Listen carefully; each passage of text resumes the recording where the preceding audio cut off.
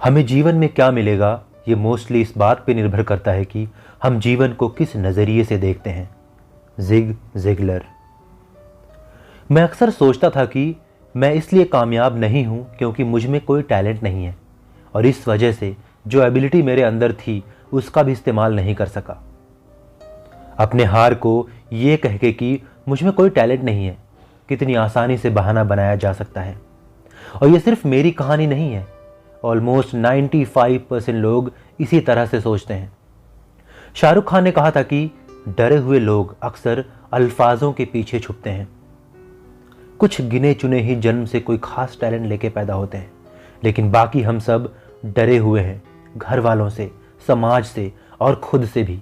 इसलिए अक्सर अल्फाजों के पीछे छुपते रहते हैं, और इसी वजह से 95% लोग कभी अपने पोटेंशियल का 50% भी इस्तेमाल नहीं कर पाते।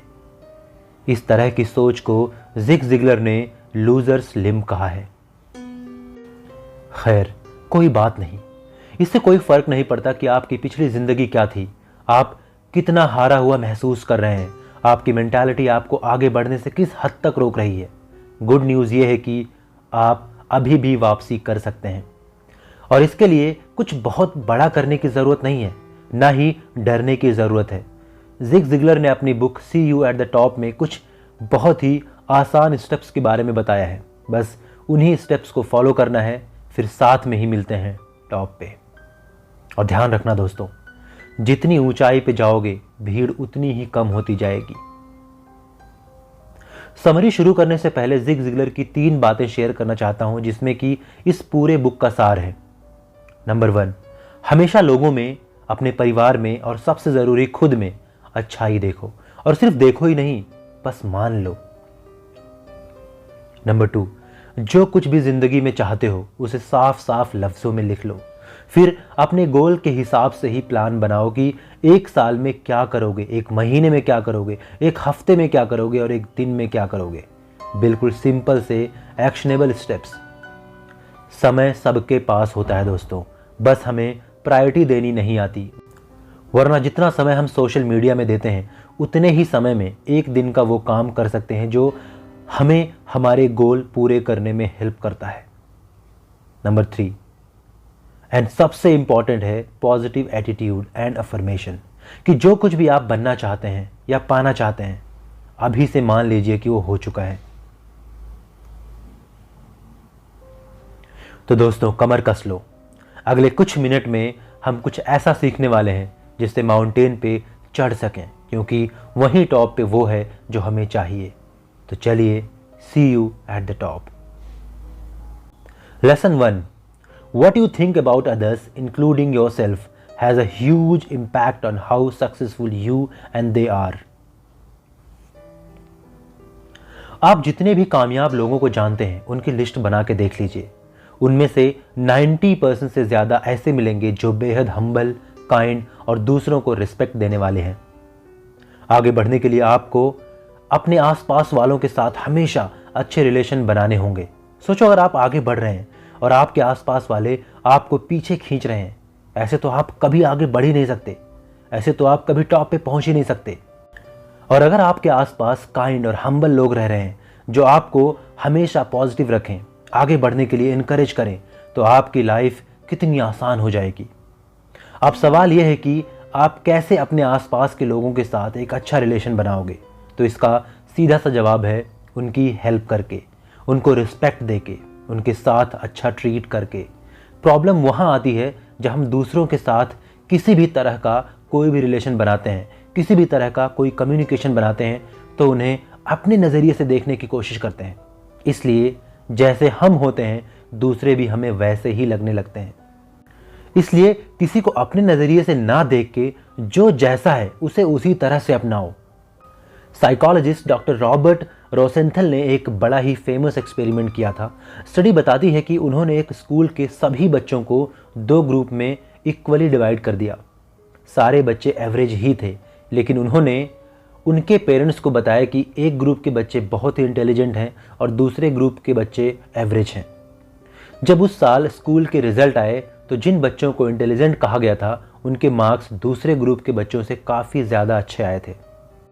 आप दूसरों के बारे में क्या सोचते हैं ये बहुत मैटर करता है, क्योंकि फिर आप भी उसके साथ उसी तरह का ट्रीट करते हैं और वो खुद अपने साथ उसी तरह से ट्रीट करते हैं। जैसे इस एक्सपेरिमेंट में हुआ, जब पेरेंट्स को पता चला कि मेरा बच्चा इंटेलिजेंट है तो बच्चे के साथ उसी तरह का व्यवहार करने लगे, और इससे फ़ायदा यह हुआ कि बच्चा भी धीरे धीरे ये मानने लगा कि वो भी इंटेलिजेंट है। फिर रिजल्ट सबके सामने है। Lesson 2, be specific about your goals and break them into daily actions to achieve your dreams. बिना लक्ष्य के जीवन अंधेरे में ही रह जाएगा। यह कुछ वही बात हो गई कि कोई कहे कि जाओ, लेकिन यह ना बताए कि कहाँ जाना है। और दूसरे केस में बोले मुंबई जाओ। अब आपके पास एक लक्ष्य है तो देर सबेर मुंबई पहुंच ही जाओगे। गोल सेटिंग एक पावर है, इसे सीखना ही पड़ेगा। जिंदगी में कुछ भी करना हो, कुछ भी पाना हो, कुछ भी बनना हो, कुछ भी हासिल करना हो, वो क्लियरली पता होना चाहिए, क्योंकि बहुत सारे लोगों को ये नहीं पता होता है कि उन्हें चाहिए क्या जिंदगी से। सोचिए, अगर आपको अभी यही नहीं पता है कि क्या चाहिए तो उसके लिए एफर्ट कैसे मारोगे। इसलिए सबसे पहला काम यही होना चाहिए कि एक पेन पेपर उठाइए, बैठिए और लिखिए कि आपको चाहिए क्या। दोस्तों, जब एक बार पता चल जाएगा कि क्या हासिल करना है, उसके बाद ही प्लानिंग कर पाएंगे कि उस चीज़ को कैसे पाया जाए। तो जो सबसे पहले सोचना है वो ये है कि हासिल क्या करना चाहते हो। जैसे सिर्फ ये कह देना कि मुझे हेल्दी होना है कभी काफ़ी नहीं होगा और आप कभी भी इसे हासिल नहीं कर पाओगे। इसलिए पहले डिसाइड करो। फॉर एग्जाम्पल, अगर आप अभी 80 kg के हो और आपको 70 kg का होना है, अब यहाँ पे आपका गोल हुआ कि मुझे 10 kg वेट कम करना है। उसके बाद वो किलो कैसे और कितने टाइम में कम करना है उसकी प्लानिंग बनाओ। हर दिन क्या करना है वो कहीं लिख लो। हर दिन सोने से पहले एक बार रिव्यू करो।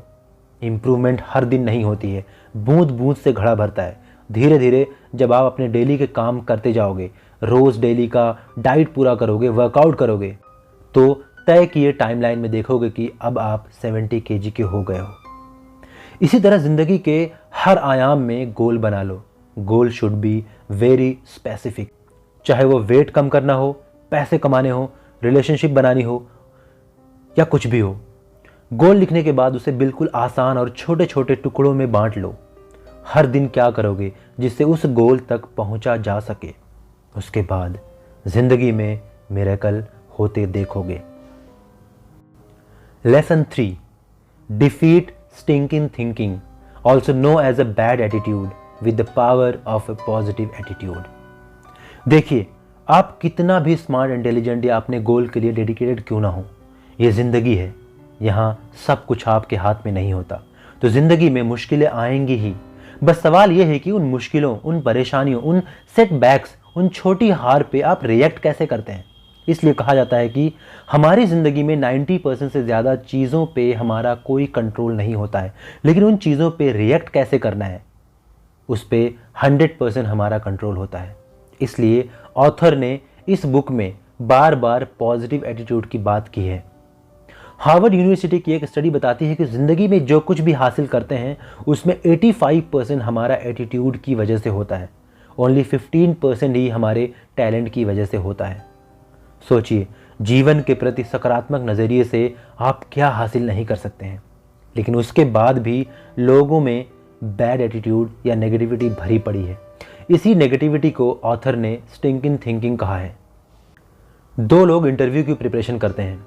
एक में टैलेंट होता है बट दूसरे में उतना नहीं। दोनों ही ऑलमोस्ट एक जैसे जॉब के लिए अप्लाई करते हैं। दोनों में फ़र्क बस इतना होता है कि जिसमें कम टैलेंट था उसका एटीट्यूड बहुत ही पॉजिटिव था। गेस व्हाट, दोनों की ही जॉब लग जाती है। आइडियली जिसमें टैलेंट बहुत कम था वो इंटरव्यू कभी क्लियर कर ही नहीं पाता, लेकिन उसकी पॉजिटिव एटीट्यूड ने उसे वो कॉन्फिडेंस दिया जो इंटरव्यू लेने वाले को दिखता है। ये एग्जाम्पल मेरे सामने का है। हालांकि कई बार मैंने ऐसे भी देखा है कि बहुत टैलेंट होने के बाद भी कुछ लोग कुछ भी हासिल नहीं कर पाते, क्योंकि अपने गोल के प्रति उनका एटीट्यूड बहुत ही उदासीन होता है।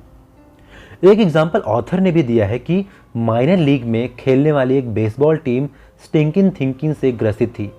प्लेयर्स एक दूसरे को हारने पे ब्लेम करते रहते थे। कोच के पास और कोई ऑप्शन नहीं बचा था, तो वो एक फेथ हीलर से मिला।